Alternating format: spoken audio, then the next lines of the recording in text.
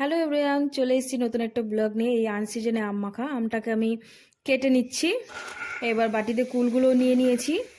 এবার আমটাকে কেটে যেহেতু নিয়েছি, এবার মাখিয়ে নিচ্ছি, কুড়িয়ে নিলাম আমটাকে। এবার কুলগুলো যেগুলো আছে, আমটাকে কুড়িয়ে এবার কুলগুলো বাটির মধ্যে নিয়ে ছেঁচে নিয়েছি আমি। এবার ছেঁচে এবার আমটাকেও বাটির মধ্যে নিয়ে কুড়িয়ে বাটির মধ্যে নিয়ে নিয়েছি। এবার আমি আম মাখা করতে যা যা লাগে পরিমাণ মতন লবণ দিয়ে দিয়েছি, তারপর চিনি দিয়ে দিলাম পরিমাণ মতো, তারপর লঙ্কা দিয়ে লঙ্কাটাকে ডলে নিলাম, তাহলে খাবার টেস্টটা আর কি বাড়বে আম মাখাতে।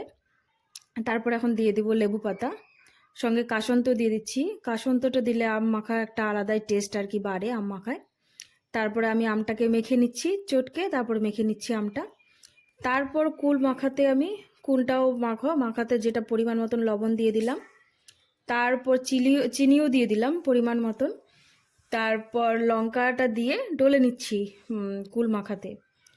তারপর একটা লেবু পাতা দিয়ে দিলাম, দিয়ে এবার একটু পরিমাণ মতন কাসন্ত দিয়ে দিচ্ছি, দিয়ে এবার কুল মাখাটাকে একটু মেখে নেব।